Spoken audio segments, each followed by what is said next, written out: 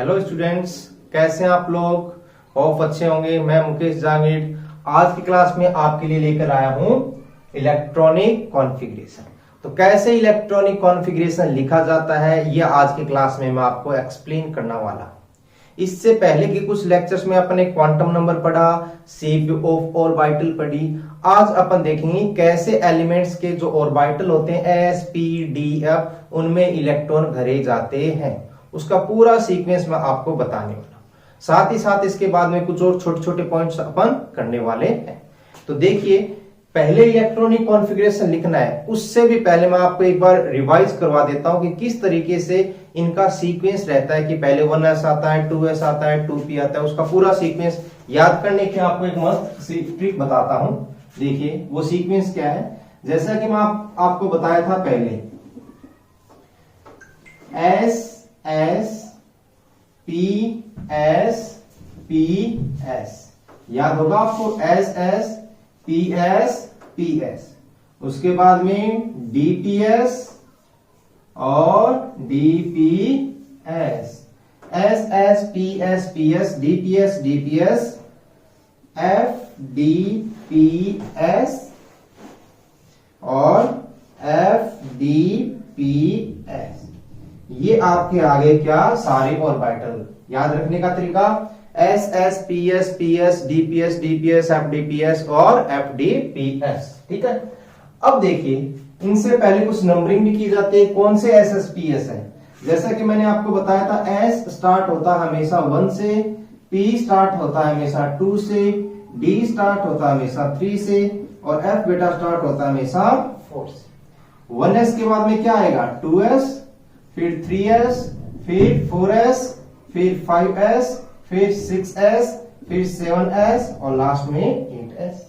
इसी तरीके से देखिए, P 2p आ गया, 3p, 4p, 5p, 6p and 7p।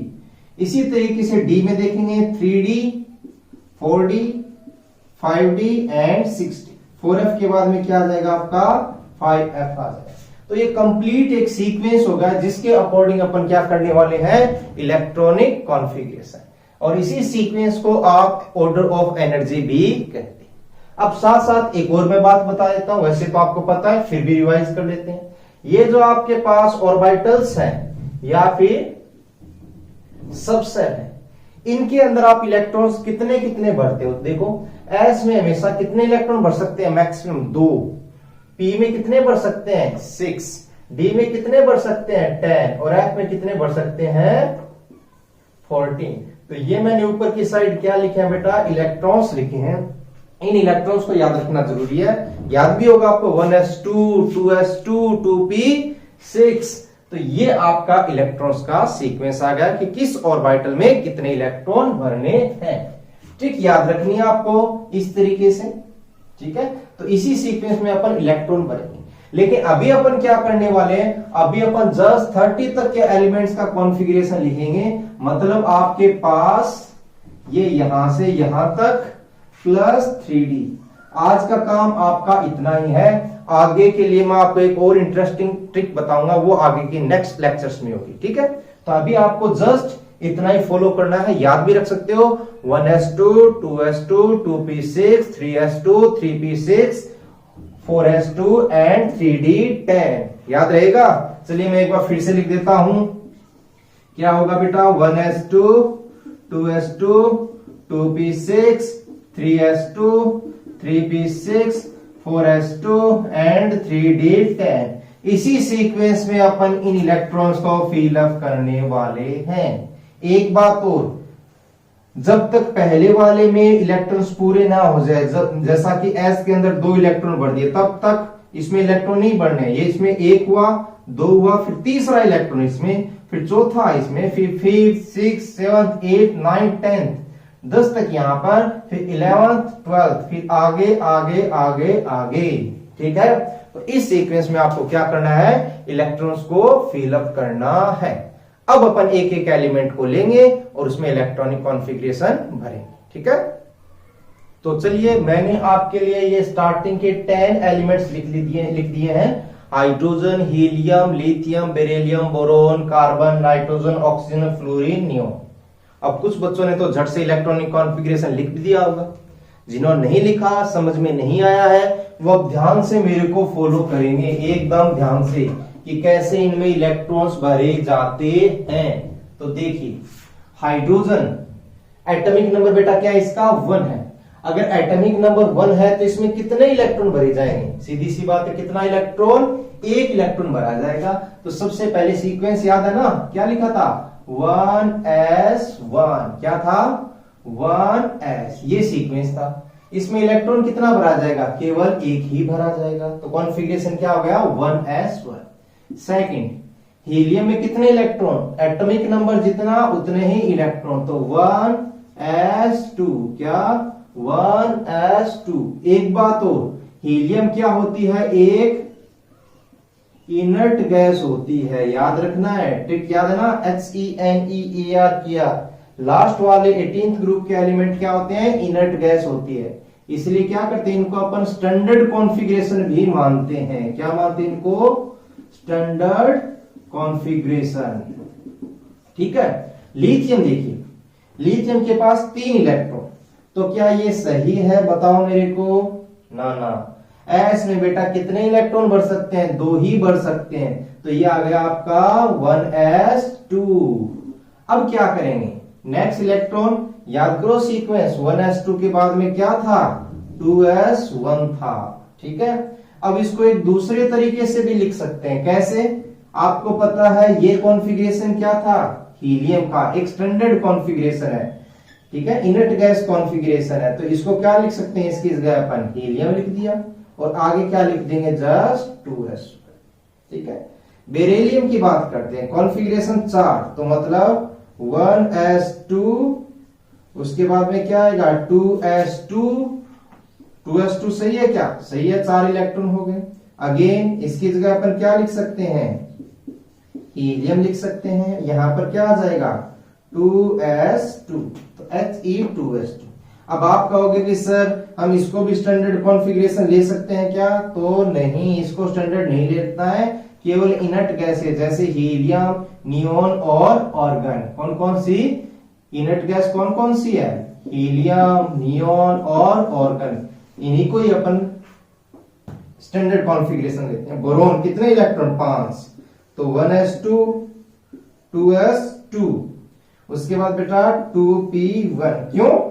क्योंकि 2 और 2, इसमें भी 2 इलेक्ट्रॉन भर सकते हैं, इसमें भी 2 सकते हैं, p में 6 तक जा सकते हैं। तो पहला अपने इलेक्ट्रॉन लिख दिया। अगेन ये स्टैंडर्ड है, तो इसकी जगह अपन क्या लिख सकते हैं? He2s2, 2p1। आई थिंक आपको समझ में आया होगा। अब कार्बन का लिखते हैं। कितने इलेक्ट्रॉन है बेटा इसमें? 6 इलेक्ट्रॉन को कैसे लिखेंगे? तो ध्यान से देखें, 1s2, 2s2 और 2p2। 1s2, 2s2, 2p2। इसको इनर्ट गैस, ये हीलियम, 2s2 और 2p2। नाइट्रोजन की बात करें, अगेन कितने इलेक्ट्रॉन? 7 हो गए। 1s2, 2s2, 2p2, 1s, 2s, 2p, फिर 3s1। ठीक है? नहीं, गलत है ये। क्यों गलत है? क्योंकि p में 6 इलेक्ट्रॉन तक फिल अप कर सकते हैं। तो सही क्या होगा? 1s2, 2s2, 2p3। चाहो तो इसकी जगह हीलियम लिख दो, लेकिन अपन कंप्लीट लिख रहे हैं। इसके बाद में ऑक्सीजन कितने इलेक्ट्रॉन? 8 इलेक्ट्रॉन। तो कैसे लिखेंगे? 1s2, 2s2, 2p4। 1s2, 2s2, 2p4। Fluorine अब तो झट से लिख दोगे आप सब। 2s2, 2p5। 1s2, 2s2, 2p5। Neon क्या हो जाएगा? 1s2, 2s2, 2p6। अब देखिए इंटरेस्टिंग बात, ये फिर से क्या है? एक इनर्ट गैस है। याद करो बेटा, मैंने यहां पर बताया, देखो हीलियम, नियोन इनर्ट गैस है, तो इसको आप स्टैंडर्ड कॉन्फ़िगरेशन की फॉर्म में यूज कर सकते हो। आगे के एलिमेंट्स के लिए लिख लेते हैं। देखिए नियोन के बाद में क्या आता आपका? सोडियम, फिर मैग्नीशियम, फिर बोलो बोलो एल्यूमिनियम, फिर सिलिकॉन, फिर 15 number sodium, magnesium, aluminium, silicon और आपका ये फोस्फोरस। क्या आता है? फोस्फोरस। तो सोडियम का कॉन्फ़िगरेशन कितने इलेक्ट्रॉन है? 11 इलेक्ट्रॉन है। तो 11 इलेक्ट्रॉन्स को फिलअप करो। 1s2 2s2 2p6 2 2 4 6 10। नेक्स्ट किसमें था? 3s1।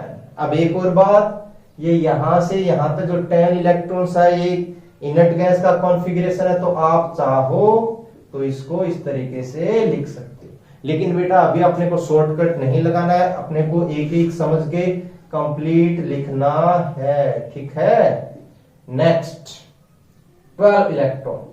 अब आपको ये तो पता लग गया कि यहां तक तो कुछ करना ही नहीं है, यहां पर करना है 1 इलेक्ट्रॉन बढ़ा दो। एस में 2 इलेक्ट्रॉन बढ़ाने हैं, ये भी ध्यान रखना है। एल्यूमिनियम में 1s2 2s2 2p6 3s2 and 3p1। आगे देखिए 1s2 2s2 2p6 3s2 and 3p2। Phosphorus का अगेन P2 के बाद P3 में जाना है, तो 1s2 2s2 2p6 3s2 and 3p3। चाहो तो इसका एक अपन शॉर्टकट ले सकते हैं बीच में। आपको पता है यहां से यहां तक इनर्ट गैस नियोन है, तो नियोन का आप क्या कर सकते हो? यूज कर सकते हो। ये नियोन, देन 3s2 3p3, ठीक है। तो बेटा मैंने क्या कर दिया अभी तक? 15 एलिमेंट्स का इलेक्ट्रॉनिक कॉन्फ़िगरेशन लिख दिया है। अब अपन क्या करेंगे? आगे के 15 एलिमेंट्स का इलेक्ट्रॉनिक कॉन्फ़िगरेशन लिखने वाले हैं, या फिर हो सके तो आप वीडियो को पॉज करें और आप खुद इलेक्ट्रॉनिक कॉन्फ़िगरेशन लिखें। उसके बाद अपन चेक करते हैं कि आपने सही किया है या गलत। तो चलिए अभी तक अपन ने क्या किया है? 15 तक एलिमेंट्स का कॉन्फ़िगरेशन लिखा है। अब बात करते हैं अपन 16 में अपन कॉन्फ़िगरेशन बिल्कुल जीरो से लिख लेते हैं ना। अभी तक अपने देख कर लिख रहे थे, अब जीरो से देखते हैं। आपको पता है एटॉमिक नंबर 16 है, तो इसके पास कितने इलेक्ट्रॉन होंगे? 16 होंगे। तो कॉन्फ़िगरेशन क्या होगा? 1s2 2s2 2p6 3s2। Electron count करो, 2 2 4 6 10 11 12, 4 बाकी हैं और p में 4 इलेक्ट्रॉन्स तो लिख ही सकते हैं। आगे बात करें क्लोरीन में 1s2 2s2 2p6 3s2 3p5, है ना। Organ 1s2 2s2 2p6 3s2 3p6। अब एक बार फिर से इंटरेस्टिंग बात, ऑर्गेनिक क्या होता है बेटा? इनर्ट गैस होती है, तो लिख देते हैं इनर्ट गैस। इसको भी अपन स्टैंडर्ड कॉन्फ़िगरेशन में या फिर इनर्ट गैस कॉन्फ़िगरेशन के फॉर्म में यूज कर सकते हैं। पोटेशियम 19 नंबर, पहले पूरा लिखते हैं 1s2 2s2 2p6 3s2 3p6। अब बेटा p में इलेक्ट्रॉन पूरे फिलअप हो गए। अब अगला इलेक्ट्रॉन 3d में आएगा या और किसी में? याद करो जो मैंने कॉन्फ़िगरेशन सिखाया था उसमें क्या लिखा था पहले? 4s। तो s का एक इलेक्ट्रॉन फिर अगला। अगर मैं चाहूं तो ऑर्गन के अकॉर्डिंग भी इसका कॉन्फ़िगरेशन लिख सकता हूं। यहां से यहां तक क्या है? ऑर्गन है एक इनर्ट गैस कॉन्फ़िगरेशन, तो इसके बाद क्या आ जाएगा? 4s1। कैल्शियम का क्या हो जाएगा? एक बार मैं पूरा लिखूं या शॉर्टकट में लिखूं? चलिए इसका शॉर्टकट कर देते हैं, आगे फुल में लिखेंगे। तो ये Ar के बाद में क्या आ जाएगा? 4s2 आ जाएगा, ठीक है। तो ये हुआ आपका 20 तक। 21 का लिखना है, पूरा लिखते हैं एक बार, है ना। मान लीजिए पीछे का मेरे को याद नहीं है, कैसे लिखेंगे? 1s2 2s2 2p6 3s2 3p6। एक बार काउंट कर लूं, गलती ना हो। 4 और 6 10, 2 12 6, कितने हो गए? 18 हो गए। ये 21 है, तो इसके बाद एक 4s2 आएगा और अगला स्टार्ट हो जाएगा कौन? 3d1। शॉर्टकट में लिखना चाहें तो यहां से यहां तक क्या आ जाएगा? AR आ जाएगा। इसके बाद क्या लिख सकते हैं 4s2 3d1। एक और तरीका भी है, कई बार क्या होता है कि ये कॉन्फ़िगरेशन आपको कुछ ऐसे मिल जाता है, कैसे AR 3d1 और 4s2, तो ये कॉन्फ़िगरेशन है, तो इसको भी अपने को क्या कंसीडर करने हैं स्कैंडियम। क्यों? क्योंकि 3 नंबर छोटा है इसलिए इसको छोटा होने के कारण लिख दिया है, बाकी ये कोई ऐसा रूल नहीं है। अगर इसका कॉन्फ़िगरेशन लिखें किसका, टाइटेनियम का, तो क्या हो जाएगा, इसी के अकॉर्डिंग लिख देते हैं, तो क्या हो जाएगा AR 4s2 3d2। वेनेडियम का ऑर्गन 4s2 3d3। क्रोमियम का AR 4s2 3d4। इंटरेस्टिंग बात यह है कि ये कॉन्फ़िगरेशन होता है गलत, तो सही क्या है, इसका सही है AR 4s2 3d5। ये इसका कॉन्फ़िगरेशन सही। ऐसा क्यों है? ऐसा इसलिए है, अभी नहीं बताऊंगा, अपन डिस्कस करेंगे इसका, एक अपने में खुद में एक टॉपिक आएगा, उस टॉपिक के अंदर इसका रीजन अपन डिस्कस करेंगे। एक बार जस्ट आप लिखते, मैग्नीज 25, तो AR 4s2 3d5। एक बात आपसे पूछते हैं, डी में कितने इलेक्ट्रॉन्स फिलअप कर सकते हैं? 10। 10 के हाफ कितने होते हैं? हाफ कितने होते हैं? 5। तो यहां पे ये कितने आ गया, जो डी ऑर्बिटल्स है उसका हाफ आ गया। Fe की बात करते हैं, देखिए 25 के बाद 26, तो क्या हो जाएगा AR 4s2 3d6।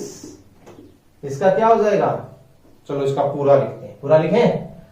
27 है ना, 1s2 2s2 2p6 3s2 3p6 4s2 3d6 था, तो इसके बाद में 7 आएगा। ठीक है, इसके बाद में निकल, या फिर वैसे लिखें AR 4s2 3d7। ये क्या होगा बेटा, AR 4s2 3d8। ये क्या होगा, AR 4s2 3d9। नहीं नहीं नहीं, इसमें क्या हो रहा है, इसको एक इलेक्ट्रॉन की जरूरत है, जिससे क्या हो जाए 10 इलेक्ट्रॉन आ जाए। अब बेटा एक इलेक्ट्रॉन कहीं आसमान से तो गिरेगा नहीं, तो क्या करेगा, अपने अड़ोसी पड़ोसी से मांग लेगा। तो ये क्या करेगा, अपने पड़ोसी से मांगेगा, और इसका पड़ोसी कौन है, 4s है। तो कॉन्फ़िगरेशन करेक्ट वाला क्या हो जाएगा, AR 4s1 3d10। इसने भी क्या किया था, हाफ फील्ड के अंदर 5 होने चाहिए थे, 4 थे, तो 5 हाफ कॉन्फ़िगरेशन करने के लिए एक इलेक्ट्रॉन अपने पड़ोसी से ले लिया, ताकि इसका तो कम से कम 5 हो गया। लेकिन ये गलत लिखा है बेबी, इसको क्या करो 1 करो। ठीक है, अब बात करते हैं आगे जिंक। जिंक में तो आपको पता ही है क्या लिखना पड़ेगा, कंप्लीट लिखें 1s2 2s2 2p6 3s2 3p6 4s2 3d10। Shortcut में लिखेंगे तो AR 4s2 3d10। तो कुछ इस तरीके से आपको 30 तक के एलिमेंट्स का कॉन्फ़िगरेशन मैंने बता दिया है। क्रोमियम और कॉपर वाला थोड़ा सा एक्सेप्शनल केस है, उसको भी अपन स्टडी करेंगे। ठीक है, अब एक बात और, एक प्रॉब्लम यह है कि सर यहां तक तो ठीक ठाक था, कहां तक 20 तक ठीक ठाक था, लेकिन उसके बाद में बहुत बड़ा बड़ा होने लगा और अचानक से याद कैसे करेंगे। तो उसको याद करने के लिए आपको एक और ट्रिक बताता हूं, वो ट्रिक आप देखोगे, देखते ही आप बता दोगे कि उसका कॉन्फ़िगरेशन क्या है। ठीक है, तो चलिए देखते हैं trick for Z equal to 21 to 30। देखिए ये ट्रिक क्या है, आपको डी ब्लॉक के इलेक्ट्रॉन्स लिखने में थोड़ी सी परेशानी होती है, उस परेशानी को आसान करना है। तो देखिए क्या, मान लीजिए आपको एक एलिमेंट है जिसका एटॉमिक नंबर है 21, या फिर लिख लेते हैं कौन सा एलिमेंट, सेकेंड। तो बेटा 21 तो आपको पता होना ही चाहिए। अगर आपको एटॉमिक नंबर पता है तो आपको क्या पता है, कॉन्फ़िगरेशन पता है। कैसे, देखो आपको पता है इलेक्ट्रॉन का सीक्वेंस क्या होता है, 4s और 3d। तो यही कॉन्फ़िगरेशन है, कॉन्फ़िगरेशन कहते हैं। कैसे, 21 है तो यहां 2 लिखो और यहां पर 1 लिखो, तो क्या हो गया डी ब्लॉक का स्कैंडियम का कॉन्फ़िगरेशन 4s2 3d1। अब बात करते हैं इसके बाद में टाइटेनियम की। टाइटेनियम का एटॉमिक नंबर 22, तो यही एटॉमिक नंबर तो यही कॉन्फ़िगरेशन। कैसे? आपको पता है सीक्वेंस तो यही रहता है, तो ये 2 यहां लिखो, ये 2 यहां लिखो, तो कॉन्फ़िगरेशन हुआ कि नहीं हुआ? हो गया। और किसका चाहिए? मान लीजिए आपको दे दिया रैंडम Mn का, तो एटॉमिक नंबर कितना? 25, और 25 का कॉन्फ़िगरेशन क्या होगा? यही होगा। क्या होगा? 4s2 3d5। तो देखिए आपको पूरा कॉन्फ़िगरेशन सोचने की जरूरत भी नहीं पड़ी, एटॉमिक नंबर लिखते ही आपने क्या कर दिया? डायरेक्ट इलेक्ट्रॉनिक कॉन्फ़िगरेशन लिख दिया। और लिखते हैं, देखिए कोबाल्ट या फिर आयरन। कोबाल्ट देख लीजिए, कोबाल्ट का एटॉमिक नंबर कितना होता है? 27। तो कॉन्फ़िगरेशन क्या आ गया? 4s2 3d7। इसी तरीके से निकल 28, तो 4s2 3d क्या 8। तो ये आप 21 से लेकर 28 तक के एलिमेंट तक ट्रिक लिख सकते हो। किस किस में दिक्कत आती है? आपको पता है क्रोमियम कॉन्फ़िगरेशन अलग था, क्या था? 4s1 3d5 था। और किस पर नहीं लगेगा? कॉपर 4s1 3d10 था। और जिंक क्या था बेटा? 4s2 3d10। ये थोड़े इंपॉर्टेंट कॉन्फ़िगरेशन भी है, आप इनको क्या करोगे? याद रखोगे, ठीक है। और बाकी 21 to 28 के जो एलिमेंट है आप उसका एटॉमिक नंबर देखोगे, और एटॉमिक नंबर देखते ही क्या कर दोगे? उसका इलेक्ट्रॉनिक कॉन्फ़िगरेशन बहुत ही आसानी से लिख दो, ठीक है। तो अब बात करते हैं कि जो क्रोमियम और कॉपर का कॉन्फ़िगरेशन था, उनके जो कॉन्फ़िगरेशन एक्सेप्शनल क्यों होंगे? क्यों ऐसा हुआ कि एक इलेक्ट्रॉन शिफ्ट कर गया D10 बन गया, एक इलेक्ट्रॉन शिफ्ट कर गया D5 कर गया? तो इसी को बोलते हैं कि half filled and full field stable configuration, ठीक है। कोई भी एटम है तो वो अपनी स्टेबिलिटी गेन करने के लिए कुछ इलेक्ट्रॉन का ट्रांसफर कर लेता है, जिसके कारण उसको या तो हाफ फिल्ड कॉन्फ़िगरेशन मिलता है या फिर फुल फिल्ड कॉन्फ़िगरेशन मिलता है। इसको अपन दो कारण से समझ सकते हैं। पहला, number 1, symmetry of orbital electron, ठीक है। अगर ऑर्बिटल्स में इलेक्ट्रॉन की सिमेट्री हो जाती है तो उसको बोल देते हैं स्टेबल कॉन्फ़िगरेशन। ये एक वेल नोन फैक्ट है, बहुत जाना जाता है कि कहीं पर भी अगर सिमेट्री है तो वो कंपैरेटिव क्या होती है? स्टेबल मानी जाती है। यही रीजन अपन यहां पर भी बता सकते हैं कि अगर सिमेट्रिक कॉन्फ़िगरेशन है तो उसको स्टेबल बोलते हैं। देखिए अगर अपन बात करें, एक तो है आपके पास D4 कॉन्फ़िगरेशन, एक है आपके पास D5 कॉन्फ़िगरेशन, ठीक है ना। यहां पर अगर बात करूं 4s2 D4 कॉन्फ़िगरेशन 1 2 3 4, और यहां पर आपके पास क्या? s2D5।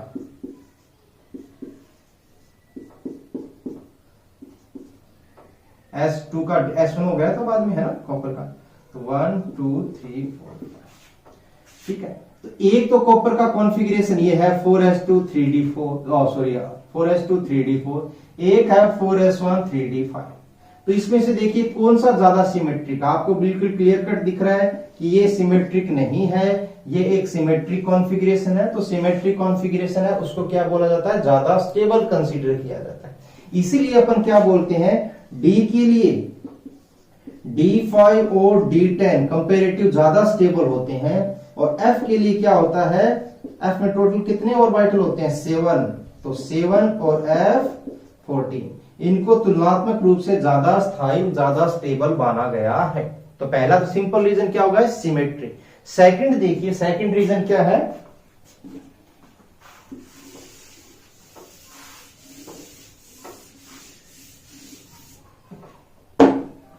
सेकंड थोड़ा सा इंपॉर्टेंट फैक्टर है, एक्सचेंज ऑफ एनर्जी।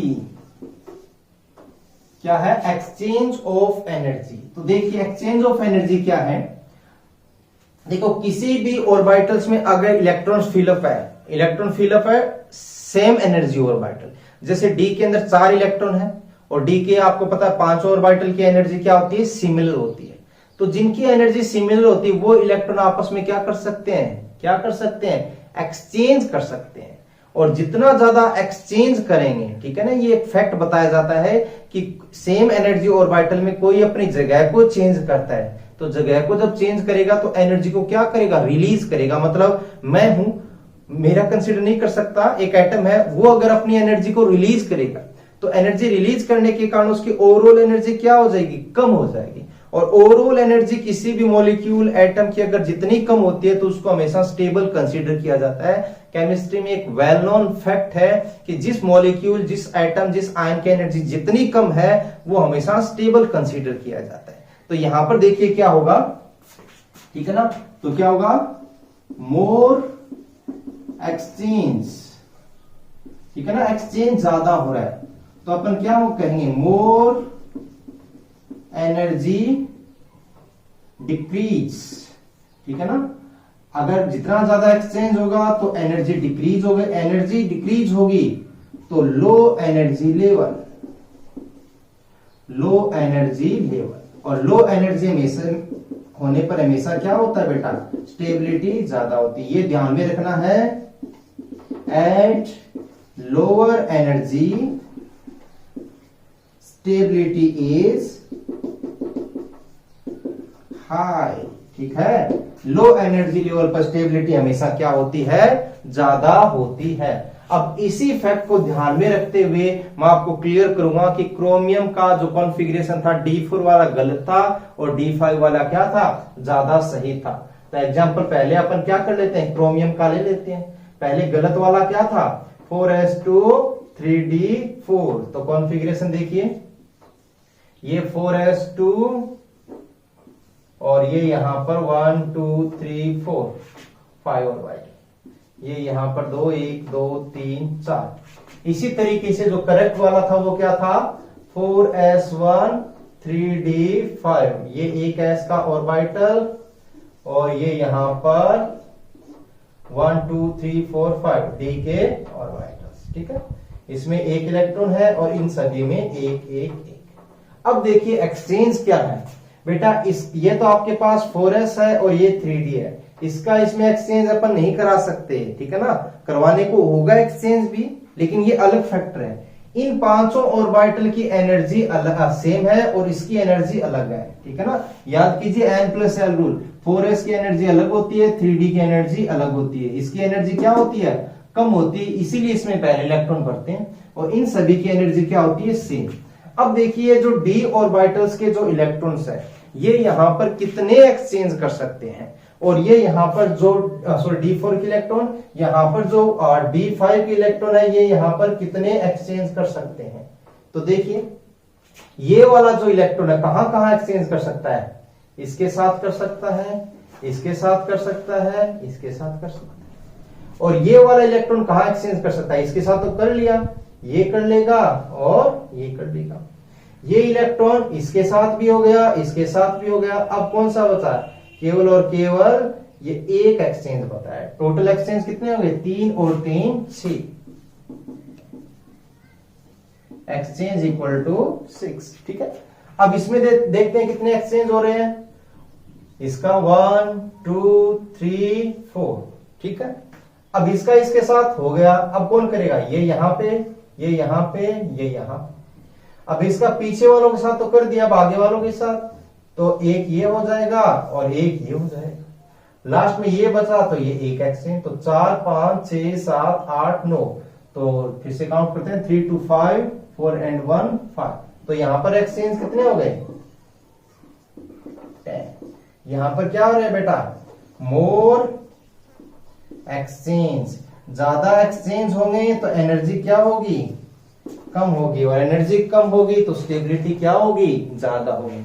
इसलिए क्या कहते हैं, जो जिंक का कॉपर का 4s1 3d5 कॉन्फ़िगरेशन होता है वो क्या होता है, मोर करेक्ट क्या करेक्ट ही होता है इसकी कंपैरिजन, ठीक है। तो समझ में आ गया होगा आपके रीजन, पहला था सिमेट्री ऑफ ऑर्बिटल, सेकंड था क्या, एक्सचेंज ऑफ एनर्जी।